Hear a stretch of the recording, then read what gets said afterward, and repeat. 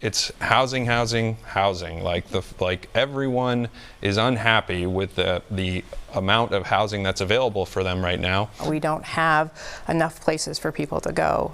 So we need to create that housing stock. We need to create those opportunities for people to transition out of systems and not be dependent upon systems and get back into the community. And we're right now 20,000+ housing units short from where we need to be in the state of New Hampshire, which, if you do the math and you start applying numbers to that, you start applying the amount of financing and lending capacity that's necessary to dig us out of this hole, it's staggering. I don't know how we're going to do it, but we have to figure out we have to take this on in a serious way across the state.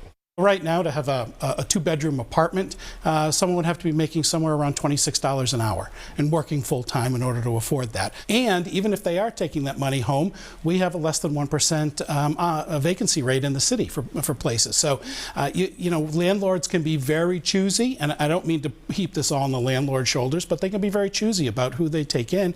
And you talk to some of these folks, as I have, and if they've had a bump in their credit or a loss of job or something along those lines, they may be automatically excluded from having access to this housing. What is being done and how far do we have to go?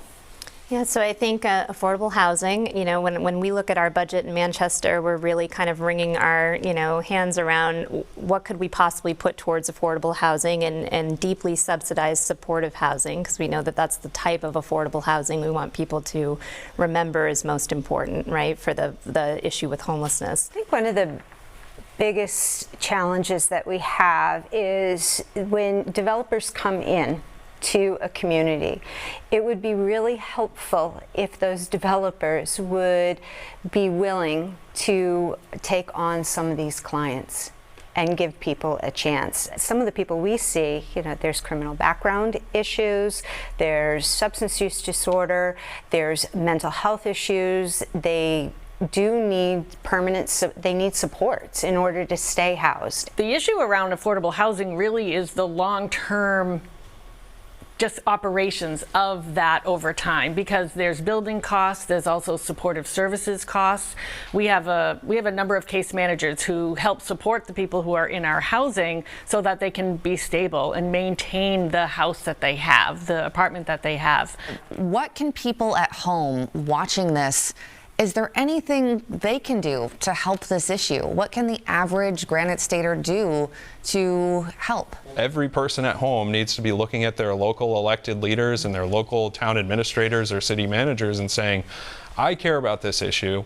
I want to figure out where we can build this type of housing in my community. And that's the question that really needs to be asked, and I don't think it is enough. Our communities have to do something in regards to zoning, because no one wants it in their backyard, and that leaves members of our community very, very far behind.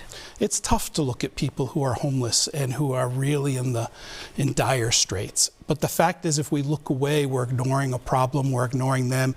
And at some level, I wonder if we're devaluing them as humans.